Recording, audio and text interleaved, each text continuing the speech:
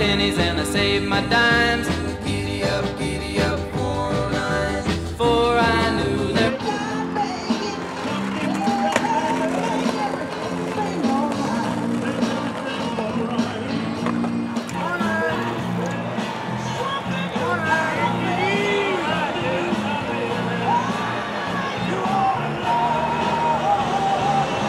Morning. You guys have a great day. So somebody asked me the other day, what changed? Because last year you were the crossing guard, right? This is my 7th year. But this year you've brought in the costumes. What It shifted? started, Morning. Morning. What happened was, it was the second week. And, they used to on Fridays, it was pajama day. So I wore my black and white and red pajama bottoms. And then I started thinking, wait a minute, this could be some fun. And not only that, but I have, about 8 to 9 months ago, I was ready to kill myself. I've suffered from depression for years, actually, since the 7th grade. Good morning. So, I decided, let's have some fun here. Giddy up, 409. Giddy up, 409. Giddy up, 409. Giddy up, 409. Nothing can catch her, nothing can touch my 409. I have the time of my life out here.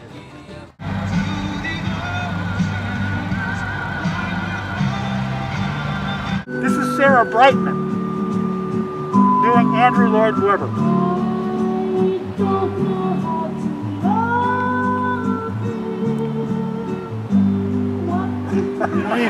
And he was remarkable, just sitting there playing the blues, and he had a conductor, and it's the horns that really give it depth. Right.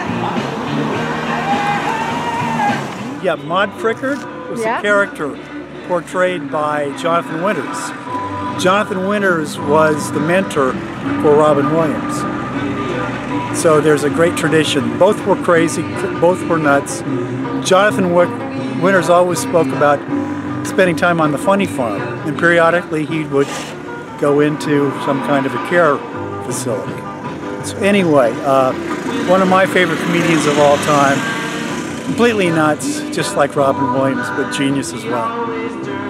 And also I'm trying to send a message because I'm really afraid that someday soon, hopefully not soon, we'll have an accident. Good morning. Nothing can touch my 409. Giddy up, giddy up. And it's these rights that give me the opportunity to be who I am. Freedom of assembly and freedom of speech, of course. So, it's so important. Well, who is Father Guido Sarducci? It's an often asked question. A famous writer, comedian from the 70s, a guy named Don Novello, developed the character, went on to perform it, amongst other places, 31 times on Saturday Night Live, the most any guest has ever appeared. Appeared on The Tonight Show, everywhere. And he was a Catholic priest. And at one point he was a correspondent to the Vatican. And he did outrageous things. And he got away with it. And now, I'm not supposed to do this on school grounds. I get busted probably. But he was known because he was a chain-smoking priest. This is not a real cigarette. It's candy disguised. So that's that. And I'm listening to Luciano Pavarotti, who is probably the B.B. King of Italian opera today. And I'm in mourning due to the election results. So I'm listening to some very sad, emotional Italian opera.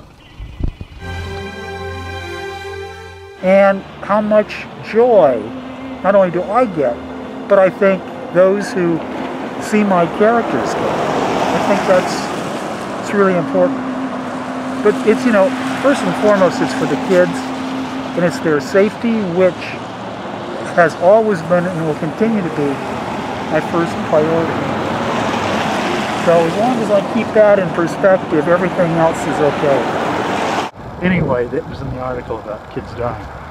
And so a woman came up to me, and she's a parent. Her name's Rose, really a lovely lady. And she said, I love what you do, saw the article, her daughter loves what I do, but she said, Chris, think about this. Think about the message that might be sending to kids. And then she mentioned some song that was popular in the last year or so on the radio. It was like a #1 hit, and it mentioned kids dying.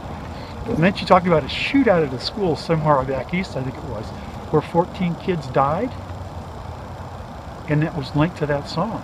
So I immediately took it down, and I replaced it with the 500 fine. So as much fun as I have, you know, I'm still, what's the saying, old dogs, new tricks? You can't teach an old dog. Well, you can teach this old dog some new tricks. I love his energy and his attitude, and of course his costumes, and he makes me smile and laugh every time I drive by. He's just fabulous. Great. Yeah. Yep. Thank you for being a fan. And great messages, you know. I mean, it's just like these subtle little messages every day that are couched in humor and fun, and really, it's very cool. I love it. So what's your first and foremost goal? The first and foremost concern I have is the safety and well-being of the kids. And I never lose track of that, as much fun as I have. As much fun as they have seeing which character I'll be in that day. Plus, it's the music, it's the passers-by. I've already been asked twice this morning, where's the costume, where's the music? So until I get further clarification from the school district, you know, I will wear appropriate attire. So that's it. I was this morning asked by a special needs teacher not to wear this wind mask because it scared one of her students, a special needs student. Shortly thereafter, he walked down the street, and I asked him, have I scared you in the last few weeks? He says, absolutely not. He said, I look forward to seeing you. This is the same boy who gave me a mustache one day. So I want to make sure that he wasn't scared.